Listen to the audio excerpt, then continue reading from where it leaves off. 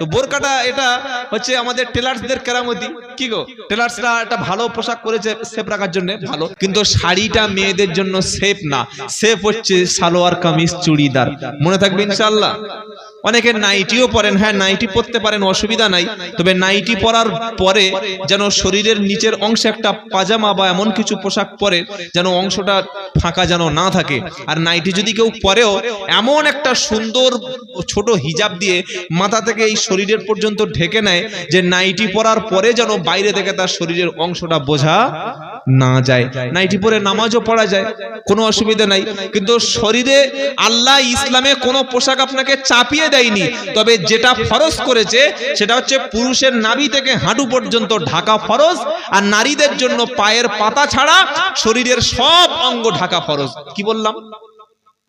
নারীদের জন্য খুব প্রয়োজনে দুহাতের কবজিটা ছাড়া আর পায়ের পাতা ছাড়া সব অঙ্গটা ঢাকতে হবে। বলে হুজুর মুখটা? হ্যাঁ, মুখটা তো আগে ঢাকবেন। একটা ছেলে একটা মেয়ের দেখাশোনা করতে গিয়ে কি দেখে? পায়ের ঠ্যাং দেখে, তাই তো নাকি? কি দেখে? মুখটা মানুষের তো সুরাত, মুখ হচ্ছে মানুষের শরীরের আসল মানে আকর্ষণের জায়গা। মুখটা যদি ভালো লেগে গেল, ও কোথায় শরীরে হাড় মাংস আছে কিনা, ও ভালো হয়ে গেল। আর মুখটা যদি পছন্দ না হয়, ও যদি গাবদা এরকম 1.5 কুইন্টাল, ও চলবে না। কি গো, এই জন্য মুখটা ওলামারা, বেশিরভাগ ওলামা বলেছেন বাইরে গেলে যেখানে মহিলাদের জন্য ফিতনা, মুখটা যেন অবশ্যই ঢেকে রাখে। এজন্য আপনাদের বিয়ে বাড়িতে মরা বাড়িতে কোনো মেয়েদেরকে, আমি সব জায়গায় বলি, বিয়ে বাড়ি মরা বাড়িতে মেয়েদের পাঠাবেন না। ওরা ওখানে মুখটা খুলবে, কান্নাকাটি করবে, আর বিয়ে বাড়ি এমন সাজবে পাগল হয়ে যাবে। বুড়ো বুড়ো লোক দেখি বাড়িতে এসে রাত্রেবেলা চিন্তা করছে, আল্লাহ কি দেখলাম রে বাবা। আল্লাহ মাফ করে দিক, সকলে বলুন আমিন। এটা ফিতনা। এজন্য নবী বললেন, শোনো ও মুমিন পুরুষেরা, কুল্লি আজওয়াজিকা ওয়া বানাতিকা ওয়া নিসাইল মুমিনিন।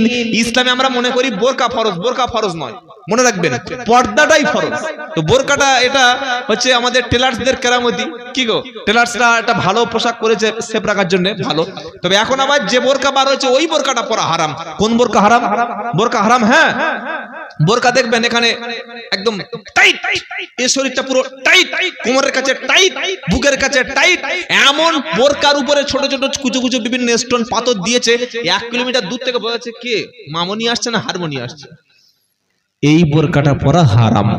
আপনি সেই পোশাকটা আপনার মেয়েকে পরতে দেবেন, শালীনতা পোশাক যেন মহিলা হিসাবে চেনা যায়।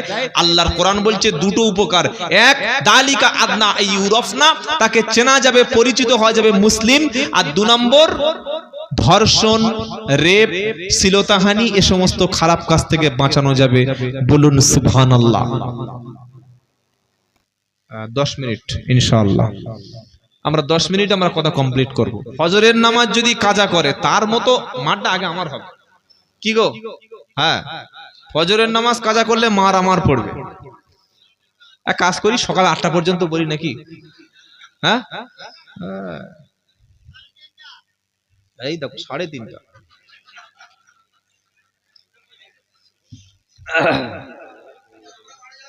তো চাঙ্গা শ্রোতা গো, আল্লাহ আপনাদের কবুল, আল্লাহ কবুল করুক, সকলে বলুন আমিন। দুটা 1 লাখ টাকা দিতে হবে নাউজুবিল্লাহ। আমি জীবনে কারো কাছে পয়সা দাবি করি না, এতগুলো ক্যামেরার সামনে বলছি।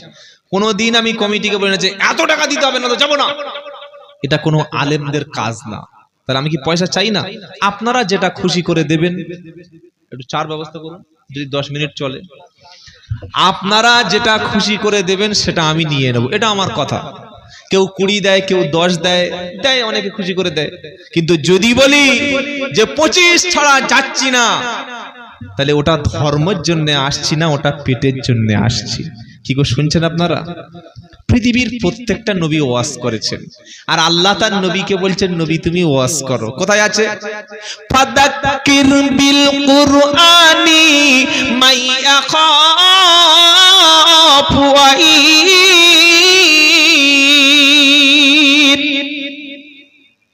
26 পারা 19 পৃষ্ঠা 13 নম্বর লাইন 28 নম্বর আয়াত, সূরার নাম কফ। আল্লাহ বলছে কি গো, ফাদাক্কির বিল কুরআন মাই ইয়াখাফু ওয়াঈদ। নবী আপনি উপদেশ দিন কি দিয়ে? কোরআন দিয়ে। বলুন না সুবহানাল্লাহ। বক্তব্য করতে হয় কোরআন দিয়ে। আজকে জলসা হয় না তো খালি গল্প হয়, শুধু গল্পই, বাবা মার গল্প, দাদার গল্প, পীর সাহেব যা করেছে ভালো, কিন্তু এইটা চলবে কেন জলসায় এসে?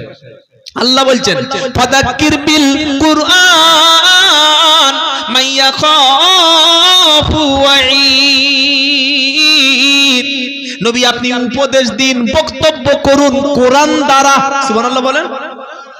কোরআন দিয়ে কথা বললে যার দিলে ভয় আছে হেদায়েত পেয়ে যাবে। সুবহানাল্লাহ বলুন না। তো আপনি যখন মানুষকে দাওয়াত দেবেন সিস্টেমটা কি? এটা কোরআনে আছে। পারা নাম্বার 14, পৃষ্ঠা নাম্বার 20, লাইন নাম্বার 11, আয়াত নাম্বার 125, সূরার নাম নাহাল। উতু ইলা সাবিলি রাব্বিকা বিল হিকমা ওয়াল মাউইজাতিল হাসানা ওয়াজাদিলহুম বিল্লাতী হিয়া আহসান।